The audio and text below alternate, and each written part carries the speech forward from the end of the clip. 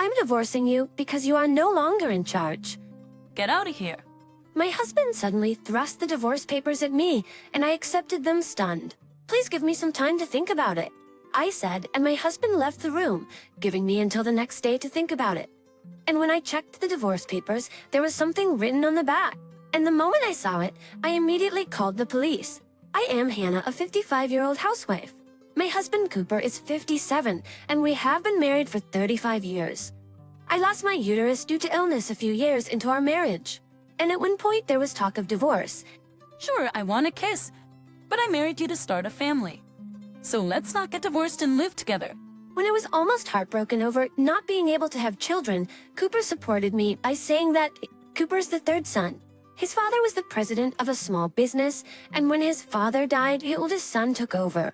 Since the time when Cooper joined my parents-in-law's company at the request of my brother-in-law, Cooper's behavior changed little by little from the time he was kind to me.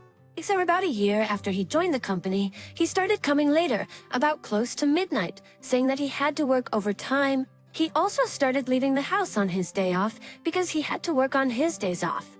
He began to avoid talking to me, and his facial expression was not as cheerful as it used to be. No matter how many times I asked him about this, he would say, It's nothing to talk about with you.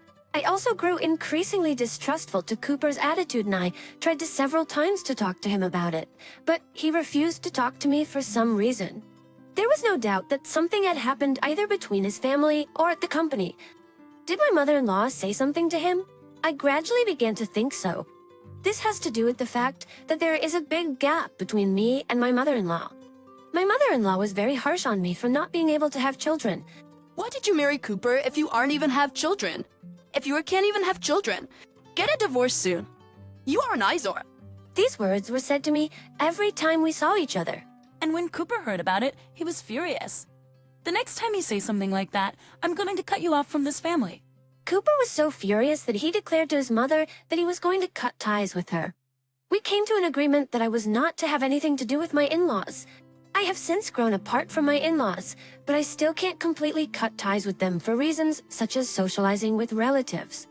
On those occasions, I only greeted and talked with my mother-in-law at the bare minimum and tried not to show my mother-in-law that I was avoiding her. However, my mother-in-law talked about me behind my back to my relatives. Some of the people who took advantage of my mother-in-law's stories made small comments about me and blatantly avoided me. Anna, you never had a baby, but you took advantage of Cooper's kindness and told him not to have anything to do with his mother. How can we still be so brazen in your position as his wife? I am sorry that I cannot have children. But as for his involvement with his mother, Cooper told me that I didn't have to get involved. With all due respect, I think that digging up an issue that was resolved between the two parties when you don't know anything about it will cause unnecessary misunderstandings and make the relationship more complicated. The relative who had been on my mother-in-law's side, apparently not expecting me to talk back, was stunned by my words and attitude and immediately became angry. I just try to give you advice on how to get along with your relatives. Let's try. Did my mother-in-law really call me a useless childless woman? Yes, she did. On side racers, this Russ, they just not run. You can't do your job as a wife. And you can't respect your relatives and your superiors. Why did Cooper marry an insane woman like you? Who knows? Oh, by the way, Cooper said that if his mother continues to say things about how I am useless and can't have children, then he's going to cut ties with her once and for all. What will his mother do if that were to happen? Will you tell Cooper about this? Would you take responsibility? When I brought up the subject of Cooper's and his mother's installations, the relative woman, who apparently didn't know what was going on, was at a loss for words, and then apologized in a small voice. I'm sorry, Suet. I guess I interfered too much out of consideration for Cooper's mother. I don't want to cause trouble. We got the witch of Akbar. Kind trouble. I don't want to cause trouble. Oh, can we just forget this ever happened? With that, she quickly left. I wondered whether I should tell Cooper. But I did, and only told my mother-in-law in secret. Ms. Erica, I see that you still have some thoughts about me not having children. I just heard from a relative. Should I have another thorough discussion with Cooper as well? At my words, my mother-in-law turned blue and refused to discuss it. I'm sorry. I guess my words came across a little crooked. I am sad for you and your family that you choose not to have children, but I don't want to criticize you for it. My mother-in-law quickly apologized, so her son didn't cut ties with her. We decided to keep this matter to ourselves.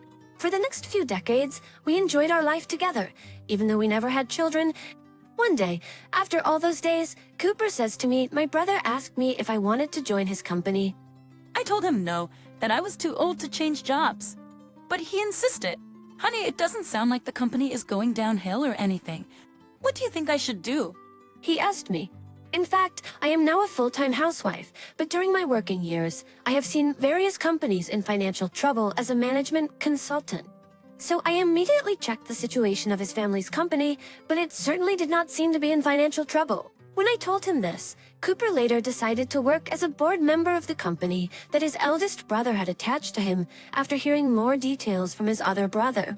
The reason for this solidification was simply that the company was short of staff, and the employees who held the position had retired due to illness, and the company was looking for someone who could do the job descriptions of the position.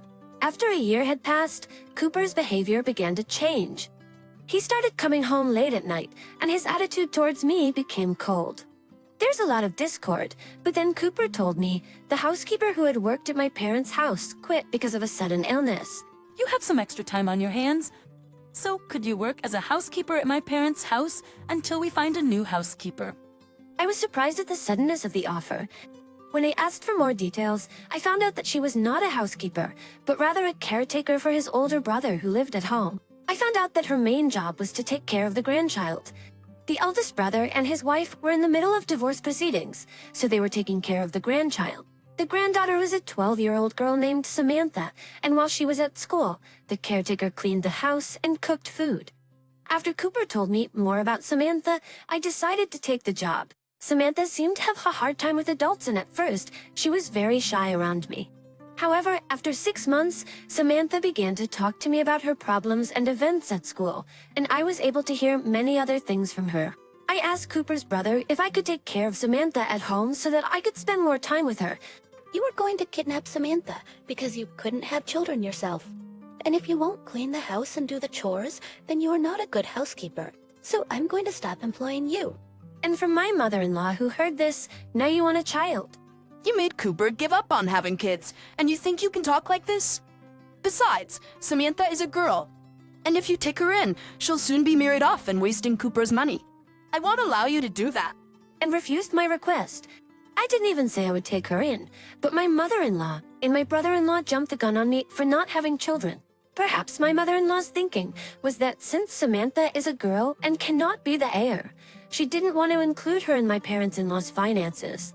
She probably wants her mother to take over Samantha after her father and his wife get divorced. On top of that, my mother-in-law said this to Samantha: "You're going to go to your mother's side and live in poverty, so don't get used to living at home. You are the only one who will be of no use to our family." Samantha was quite bitter toward her grandmother because of this. I was so disgusted by this idea that I couldn't say anything, at least while I was visiting my in-laws. I tried to make Samantha's favorite food, and try not to have contact with my mother-in-law as much as possible so that Samantha could be as cheerful as possible. After a year had passed, I went to my parents-in-law's house to talk to Cooper. Cooper was waiting for me, sandwiched between his eldest brother and his mother. My brother's divorce is final. That means you are no longer of any use to me, so I am divorcing you. I was stunned when Cooper confronted me with the filled-out divorce papers and said, "Please give me some time to think about it." I managed to squeeze out a few words and went home. When I checked the divorce papers, I found a message from Cooper written on the back. When I saw it, I immediately called the police. A few days later, I moved to a new house and was living on my own. I was summoned to my parents-in-law's house by a call from Cooper. There my mother-in-law, her oldest son, and Cooper were waiting for me with grim faces. Oh my God, what have you done to us? You took away Samantha's father, uncle, and grandmother. And then you forced us to pay child support. I stole Samantha from her. Did her father even treat her like a daughter? By grandmother, are you talking about yourself? How can you say such a thing when you spoke to her in such a horrible way? How dare you? I was thinking of Samantha. My mother-in-law blamed me for my behavior from the very beginning. I was actually in the middle of a divorce settlement, and I had given my brother-in-law's wife a recording of their outbursts and how badly they treated Samantha at my parents-in-law's house. I could given her as many recordings as I could. The custody was safely passed to the mother's side, and everyone was scolded severely for this. Do you really think you can do this to your husband's family and get away with it? I do care, because we are already divorced. When I said that, Cooper, who had been silent until then, opened his mouth. Wait, family. This is my family. From now on, I am a stranger to you guys. What are you talking about? What do you mean? Cooper's brother, as well as his mother's eyes, were blank because of what Cooper had said. We had to explain to them what had happened so far. In fact, this time, it was an operation to accuse my parents-in-law of tax evasion, which included Cooper's other brother. Although Cooper's other brother was loved by his father, he was hated by his eldest brother, and after the death of their father, he was forced to take a mediocre position and his salary was drastically reduced. This brother had his own company and was looking for an opportunity to quit, but the company that his eldest brother succeeded to had a lot of unclear settlements and expenses. He suspected that their brother was evading taxes, so he consulted with Cooper. Samantha's mother wanted to secure custody. However, my mother-in-law and her eldest son were trying to get custody of Samantha. Since there was a difference of opinion between my mother-in-law and her eldest son, my mother-in-law tried to get rid of Samantha somehow. My mother-in-law had said those words to Samantha many times. I recorded those words as much as possible and documented the child-rearing environment. I was gathering evidence so that Samantha's mother could get custody of her. In addition to the injustice of the in-laws, the reason Cooper was acting strangely was because of the environment in which Samantha was placed. He was also angry at the attitude of his mother. He wanted to do something to save Samantha, but was unable to do anything about it. He thought about asking me for advice, but I had been blamed for not having children in the past. So he was hesitant about whether he should ask me to take care of the child or ask his sister-in-law and her family. Cooper told me about all of this when his in-laws' housekeeper quit. I immediately agreed to help him with his plan and took action. And on the back of the divorce papers he wrote, "I'm ready to go and want you to call the authorities." When I explained all this, his eldest brother changed the color and started yelling. So you guys reported us? What are you gonna do about the company? We're gonna go bankrupt at this rate. Oh, don't worry. Our brother is going to buy it. Besides, we have excellent consultants to help us rebuild the company in the future. Don't worry about anything, brother. Though in atone for your sins. Thank you very much for all your hard work in tax evasion and fraud. Cooper said smilingly and made a phone call somewhere. Well, that's it then. You're dismissed now. I'd appreciate it if you would sell this house to pay off the debt. He said, and then several men came into the room with Cooper's other brother. The man who came in with his brother was a policeman, and he said that his eldest brother and mother who were involved in tax evasion might try to leave the country. The man who came in with his brother was a policeman, and he said that his eldest and mother who were involved in tax evasion might try to flee the country. So they were arrested on the spot and taken away. Vixavis, as they were being taken away, I couldn't help but laugh at my mother-in-law, who swore at me to no end. Even if I can't have children, I will do everything in my power to prevent the company from going bankrupt.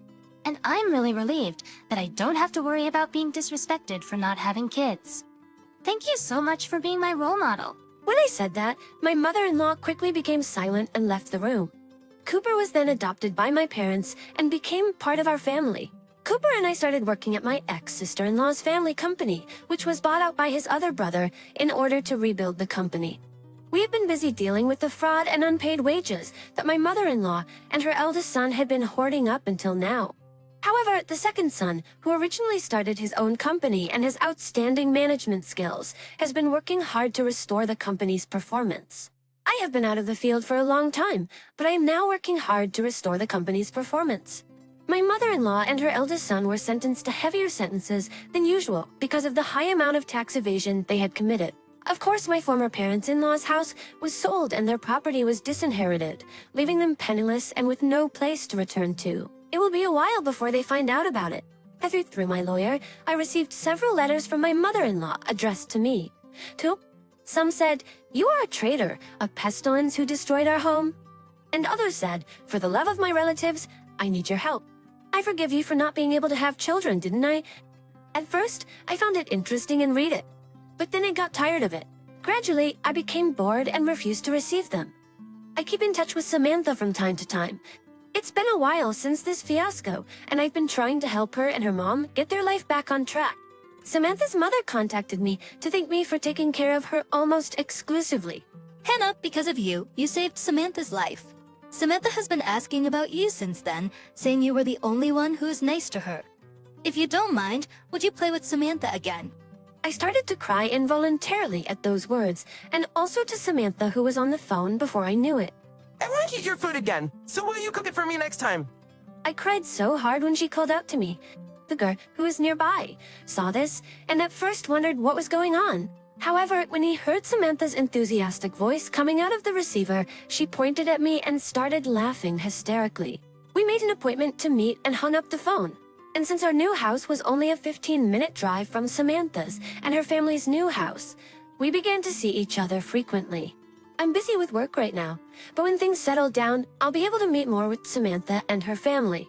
I think I'll invite Samantha and her mother to a trip to Disneyland. By the way, before Cooper was adopted to my parents, he told me about his previous crude attitude and the delay in consulting with me. He apologized many times for making me feel uncomfortable when he brought me face to face with his mother. I wasn't mad at him or anything. And now we can have a happy life. I am looking forward to watching Samantha grow up close to me, even though she is not a child of my own.